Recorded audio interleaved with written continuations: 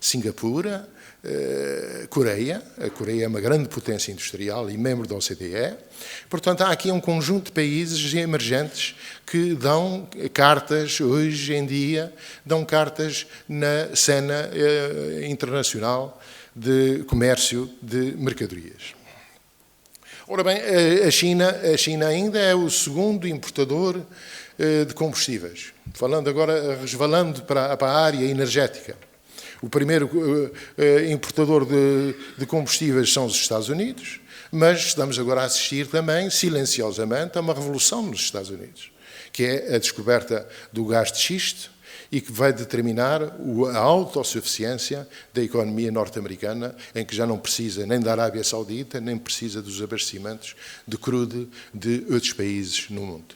Isso já está mais ou menos assegurado nos próximos 100 anos. Este é um facto que vai modificar a política económica internacional, com certeza. Mas falando, os Estados Unidos até agora foram os primeiros importadores de combustível. A China é o segundo importador e o Japão o terceiro importador. Para termos uma ideia do peso relativo das importações de países que não têm esta produção de petróleo e de gás natural, eu posso lhe dizer que o cálculo, 33% das exportações do Japão são para pagar a fatura energética. Isso dá-nos o rácio, dá-nos exatamente a ideia da premência e da dependência de um país face à energia, como é o Japão. O Japão, aliás, é um país que, enfim, teve um profundo desenvolvimento económico, como toda a gente sabe, e admirado por todos. É um país sem recursos. E, portanto, há aqui uma tese que é de ressalvar, é que há países sem recursos, mas que podem ser grandes potências económicas mundiais.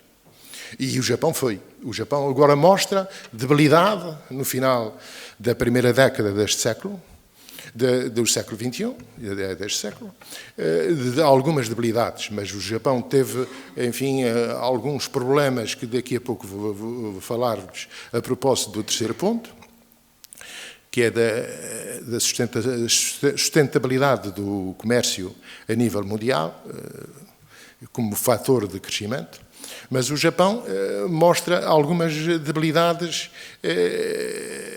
do seu processo de crescimento económico. Teve também alguns azares, além da crise. Foi o azar de 2011, que foi do terremoto e do tsunami e o problema radioativo. E, efetivamente, pela primeira vez, desde 1980, o Japão, em 2011 e 2012, tem saldos negativos da sua balança comercial. É um espanto. No entanto, tem tido taxas de crescimento pequenas, mas tem tido taxas positivas.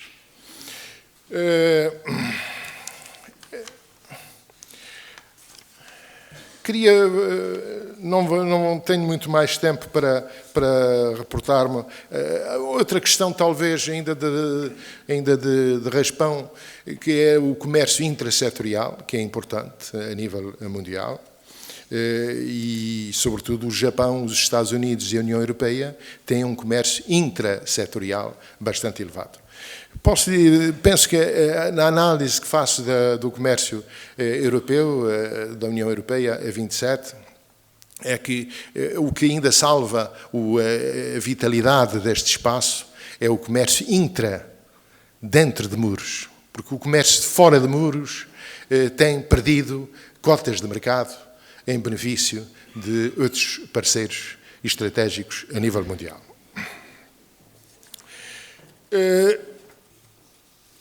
Segundo aspecto, enfim, isto é um primeiro aspecto de uma tentativa de uma visão geral de conjunto do comércio mundial.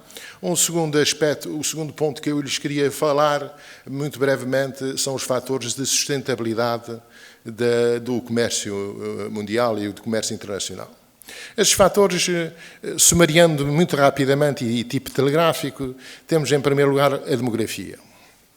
Ora, a demografia é um problema para os países ocidentais, dado o envelhecimento demográfico. A taxa de dependência. O que é esta taxa de dependência? É uma taxa em que o numerador é a população com menos de 15 anos, mais a população acima dos 65 anos, sobre a população entre os 15 e os 65, em denominador. E, portanto, esta taxa de dependência tem vindo a aumentar. Isto é, são sobretudo os velhos, que, enfim, como eu, com mais de 65 anos, que estão a pesar no numerador e, portanto, a fazer subir o quociente. É evidente que isto é um problema de sustentabilidade das economias, sobretudo das economias avançadas. Veja-se, por exemplo, o que aconteceu há 15 dias com o Congresso do Partido Comunista Chinês, em que eles já alteram a política de um casal ou um filho, exatamente por causa disto. E, portanto, há aqui que repensar muito bem no apoio à demografia e às taxas de fecundidade para manter níveis cada vez mais elevados e de algum bem-estar para as populações. Um segundo fator de sustentabilidade, além da evolução demográfica, é a do investimento. Ora, toda a gente sabe que, enfim, o investimento é fundamental, mas é um investimento seletivo, um investimento que dá postos de trabalho, não é um investimento superficial que muitas vezes se faz e, enfim, que não conduz à sustentabilidade futura, sobretudo em termos de emprego. Hoje o emprego é crucial nas sociedades ocidentais. E, portanto, o investimento tem que ser orientado para manter postos de trabalho a médio e a longo prazo. E eu penso também que teremos todos que refletir, às vezes nos processos tecnológicos e processos de combinação produtiva, em que mais vale ter menos eficiência económica no sentido de uma alta produtividade, mas ter mais emprego, dar mais emprego. Isso é um problema, evidentemente, altamente discutível e controverso, mas o emprego é fonte de apaziguamento social, político, económico e social. Portanto, há aqui que repensar. Eu penso que daqui a uns tempos teremos que escolher entre o homem e a mulher qual é aquele que vai ter emprego, porque, efetivamente, as sociedades avançadas não têm apetência para forjar emprego, o que é uma calamidade.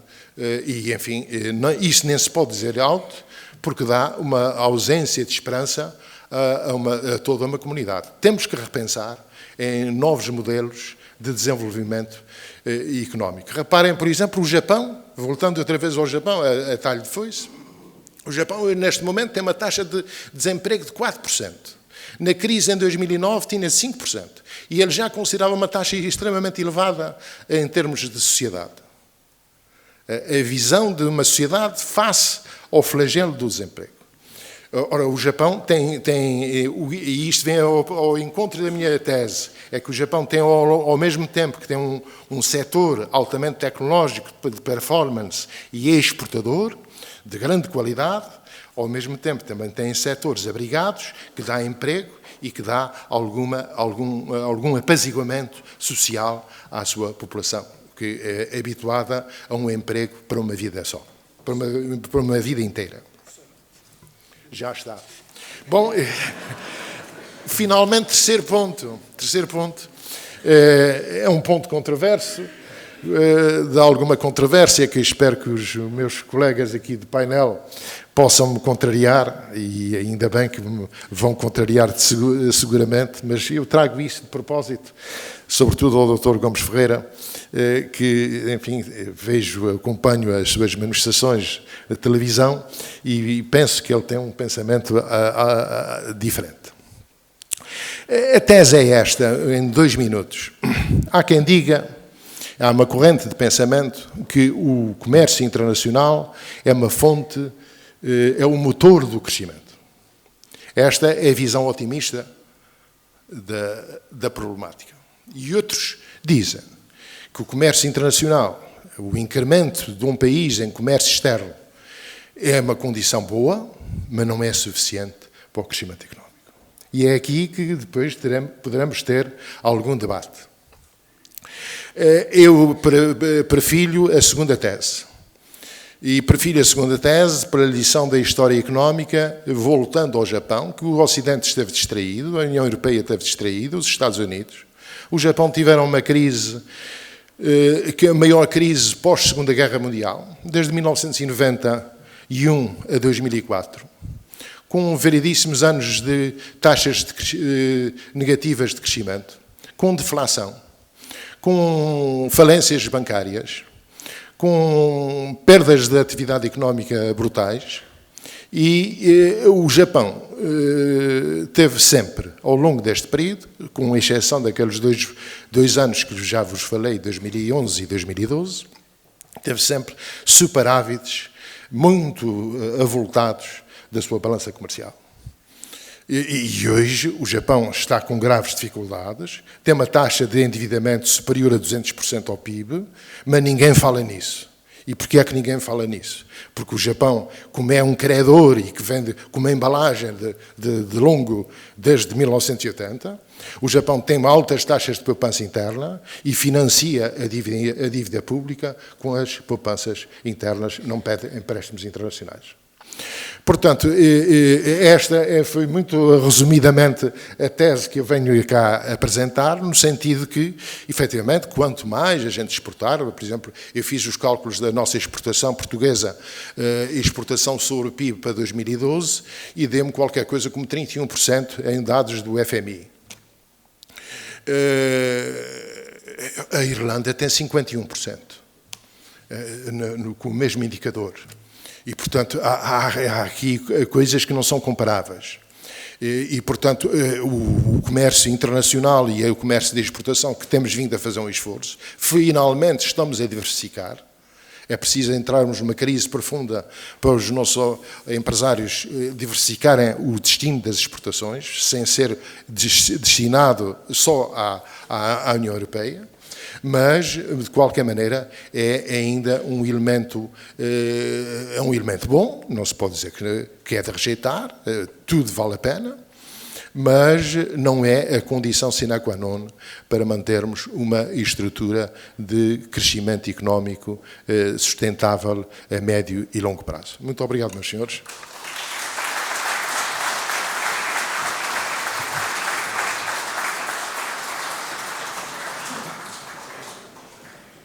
Muito obrigado, Sr. Professor, pela brilhante exposição. Daria a palavra a seguir ao Dr. José Gomes Ferreira, se for favor. Muito obrigado.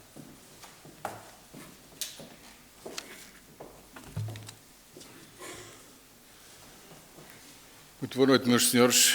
Antes de mais, parabéns a esta brilhante casa, parabéns. E aí um agradecimento muito especial ao Dr. Fernando Carmo e à direção da Câmara dos Despachantes Oficiais para estar aqui a falar convosco. Atenção que eu tenho que ter muito cuidado. É que se eu digo alguma asneira, o professor que me passou quando eu fui aluno, desta vez chumba-me, portanto eu tenho que ter muito cuidado. Vou tentar dizer tudo de acordo com as regras. Bom, eu estou também perante um auditório muito, muito especial, pessoas altamente qualificadas que no nosso país têm responsabilidades muito grandes e, portanto, isto é very demanding, como dizem os ingleses. Portanto, vou tentar corresponder. Eu aceito o desafio para partilhar convosco um conjunto de reflexões. Eu trouxe aqui muitas páginas, atenção que não vou ler isto tudo. Normalmente escrevo muito, mas depois não sigo o guião. A pergunta é fundamental. Comércio internacional, única saída para a crise? Ao contrário do que o professor verbalizou, eu também estou da opinião que, atenção, não é a única, é uma boa saída, é uma grande saída, mas falta o resto. O resto é muito importante, se calhar até mais importante. Já lá vamos.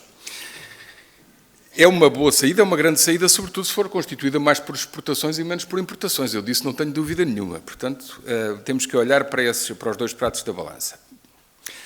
Bom, temos boas notícias, as exportações até estão a crescer de forma sustentada. Aliás, houve uma discussão, não sei se se lembram, em 2005, entre José Sócrates e Pedro Santana Lopes sobre a possibilidade de crescimento das exportações em relação ao PIB. E um deles disse qualquer coisa como que queria que aumentasse para 40% e houve logo uma exigência de correção do outro lado, que isso era impossível. Pois era tão impossível que já estamos lá ou quase lá. Portanto, estas coisas na economia não há impossíveis. É preciso haver vontades.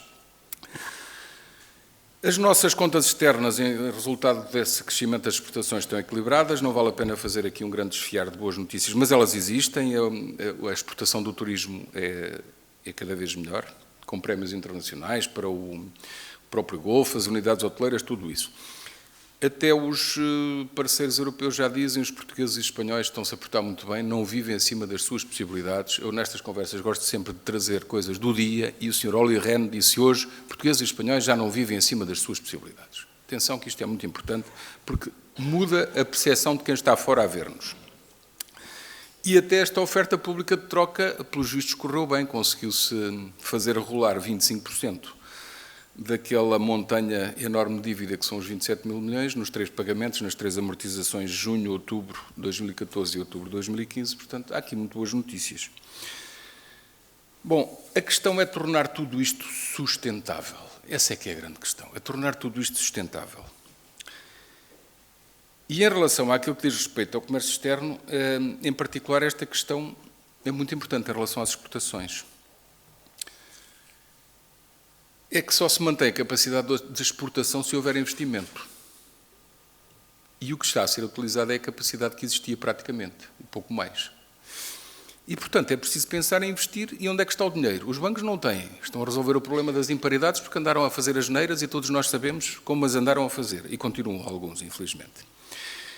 As empresas estão descapitalizadas, grande parte delas. E, portanto, há um risco de não aguentarmos a exigência que é feita do exterior, que é continuarmos a acelerar e a pedalar com toda a velocidade para produzir o suficiente para enviar para o exterior. Bom, se os empresários não têm capitais, se os bancos não têm liquidez, então só há uma saída. Investimento externo no país. Portanto, isto parece-me que é linear. E nessa luta pelo investimento é uma competição feroz. Está toda a gente a querer usar argumentos de peso para conseguir captar o investimento. Estão bem escassos, apesar dos americanos emitirem muitos dólares. Enfim, se tivéssemos tempo nesta conversa lá íamos falar dessa loucura, mas não vamos ter tempo. Bom, nós temos então é que olhar para nós e pensar que armas temos para captar este investimento. E é aqui que começam as interrogações. Isto é um país um bocadinho bipolar, de 8 e 80, e já lá vamos também a vários indicadores que mostram isso, mas numa altura em que estamos sob assistência financeira, sob uma assistência que nos leva até a um dos ministros dizer que estamos sob protetorado, há coisas que eu não me cabem, não consigo perceber. 2 ou 3 histórias rápidas. Um empresário que esteve comigo no último programa Negócios da Semana disse-me assim, olha, trabalhei no Carnaval, tinha uma grande encomenda, pus o pessoal todo a trabalhar, muni-me de um parecer jurídico, fui ver as leis todas, trabalhei no Carnaval. E pensava que isto era perfeitamente legal. Olha, afinal, veio a Autoridade das Condições de Trabalho, multou-me. Tive que pagar 12 mil euros. Isto é o país que temos, e é uma desgraça este país assim, uma desgraça.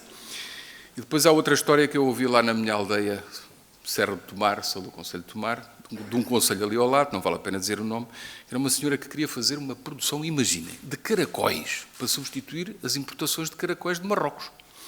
E a senhora andou 2 anos a pedir à Câmara, a pedir.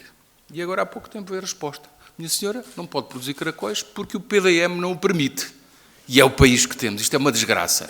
Quem deu aquela resposta está a fazer um crime económico. E é um autarca a fazer um crime económico. E nós temos que pensar exatamente assim. São crimes económicos que as pessoas que estão na administração pública, algumas fazem. E temos que atalhar isto tudo. Também uma outra história que é muito recente, que é dos portugueses que querem vender casa, têm que pagar um certificado energético. Por que raio é que é preciso pagar um certificado energético? Então, a empresa que lá foi fazer a instalação não tem que pagar um alvará. A Câmara que autorizou aquilo não tem a competência para autorizar. E não só tinha que se pagar para vender, para fazer a escritura, como agora é preciso pagar para pôr a casa na agência ou para arrendar, ou para venda ou para arrendamento. E isto só tem um nome. Isto são rendas garantidas que os senhores fizeram no nosso país para alguns que vivem à custa dos outros todos. Isto é um crime económico e as pessoas têm que erguer a voz contra isto. O meu desafio é um desafio de cidadania contra estas coisas todas. E não é pensar que os deputados é que vão mudar isto, somos nós que temos que exigir. Sobre os deputados e o que fazem ou não fazem, também exigiria muito da nossa reflexão e da nossa atuação, enfim. Eu digo isto com toda a clareza. Eu peço desculpa ao Sr. Presidente, quem na sala se sentir ofendido, faça a favor de contestar ou pedir a defesa da honra. Eu digo sempre isto nas minhas comunicações. Bom, isto são pequenos exemplos de como nós ainda não resolvemos os problemas da nossa economia. boa parte da sociedade vive à conta da maioria e continua a acontecer estas coisas. E pouca gente pensa na razoabilidade e na sustentabilidade num país que está resgatado. E nós precisamos urgentemente de pensar na sustentabilidade, para que as exportações continuem a bom ritmo, a crescer, e na previsibilidade de tudo, de leis fiscais, de regulamentos, de leis ambientais, de tudo, todas estas coisas, para que quem está de fora se sinta à vontade para vir para cá. Portanto, temos de construir uma economia passo a passo, mudando estas leis todas, em vez de fazermos o que andámos a fazer, que foi uma economia alavancada, cheia de dívida, em que só se crescia por fusões e aquisições e ninguém pensava no crescimento orgânico passo a passo, que é o que é sustentável. Portanto, falta sustentabilidade, falta previsibilidade e temos de deixar de ser um país do 8 e do 80, que é um país do 8 e 80 em grandes ciclos e em questões conjunturais e até no futebol. Num dia somos uns desgraçados que não conseguimos meter um golo e no outro dia a nossa seleção mete 3 golos e já somos os maiores e vamos ao Brasil. E andamos nesta bipolaridade, que é o espelho de nós todos, é o espelho do país. E isto não é bom para quem está a ver de fora, não é? O país tem que ter muito mais previsibilidade. Nós, no próprio debate sobre a situação económica e financeira, variamos nestes períodos de euforia com estes indicadores de que falámos agora, que há boas notícias. Temos também a juntar a isto uma série de alterações de perspectiva das agências de rating. Como nós sabemos que eles dão cabo das perspectivas quando querem favorecer os amigos dos hedge funds, daquelas vendas em short selling e outras coisas. Isto é gente pouco recomendável, eu digo com toda a minha convicção, mas precisamos deles. E eles agora até estão a melhorar as suas perspectivas, nomeadamente a Standard & Poor's, que numa entrevista dada à SIC até disse que temos condições para cumprir uma série de exigências. A Moody's, entretanto, alterou o outlook, portanto, a perspectiva, e poderá mudar a nota a seguir. A Fitch também disse que há menos riscos na nossa economia, portanto, há aqui um conjunto de indicadores. Só que, se calhar, estamos a falar disto e a achar que estamos bem. Daqui a umas semanas, o Tribunal Constitucional decide chumbar 3 ou 4 das grandes medidas, dá 3 ou 4 tiros no porta-aviões e lá voltamos todos à depressão coletiva e vai ser um problema. Bom, a própria discussão política reflete isto tudo. Andam os senhores a dizer que a austeridade não está a dar resultado e eles estão a mentir-nos a todos. Estão a mentir-nos, claramente. Porque a austeridade dá resultado. Obviamente a austeridade no sentido de reduzir o desacerto das contas do Estado. Só nesse sentido. Se quisermos discutir a natureza das medidas, eu também estou de acordo que cortar pensões às pessoas, cortar salários, era tudo o que não se devia fazer. Mas, chegados a esta situação, também não vejo grande alternativa. E, portanto, esta discussão um bocado paranoica em termos políticos leva a que se diga que a austeridade é uma desgraça, quando os próprios que dizem isto, se calhar, se for um dirigente do Partido Socialista, quando chegar ao poder vai fazer austeridade, como é óbvio. Entretanto, há uma perspectiva que, esta não é da minha autoria, foi um colega que me contou, que entre contactos que faz com empresários do exterior, alguém lhe disse assim, mas tu já reparaste que não há maioria absoluta em Portugal? Maioria absoluta como? Não há, então, mas o Parlamento tem uma maioria absoluta. Não, é que tu estás a contar com 5 partidos, mas são 6. Um deles até tem voto qualificado. É o partido do Tribunal Constitucional e dos juízes que o compõem. Porque se olharmos do ponto de vista de quem tem o poder decisório sobre a efetividade das leis, aparece um poder decisório de pessoas que legitimamente lá estão, não é isso que está em causa, mas do ponto de vista da ação política, deixou de haver maioria absoluta. Esta que não é uma ideia que seja debatida cá dentro, faz algum sentido quem vê de fora. Deixou de haver condições para se garantir que aquilo que é preciso fazer seja feito. E, portanto, estas perspectivas, tanto de dentro como de fora, levam à tal bipolaridade. Umas vezes parece que está tudo bem, outras vezes a discussão é paranoica e andamos nisto. Bom, devíamos fazer ao contrário. Devíamos tratar da previsibilidade e devíamos conjugar-nos todos e falar todos como fez a Irlanda, com parceiros sociais a sentarem-se à mesa, a combinar as grandes opções do país, e eles fizeram isso. E nós também devíamos entender-nos, porque a própria Alemanha, não se esqueçam, não tem uma crise, não está sob assistência e está a fazer um bloco central. Imaginem. E nós é que somos os inteligentes que não queremos entender-nos. Mas eles estão a fazer um bloco central. As coisas são curiosas. Na vida política e até internacional há muita curiosidade, nós devíamos pensar nisso. Bom, programa cautelar era importantíssimo que deixassem de andar a mandar recados uns aos outros e assentassem de vez ideias sobre o que querem se for necessário o programa cautelar, tanto Governo como Partido Socialista. Importantíssimo. E andam aí todos a mandar recados uns aos outros como se a queda de um ou o falhanço de um fosse benefício do outro. E não é. É desgraça para todos. Bom, não me quero alongar muito. Acho que temos que resolver os problemas dos constrangimentos da nossa economia dentro do nosso país para podermos exportar mais.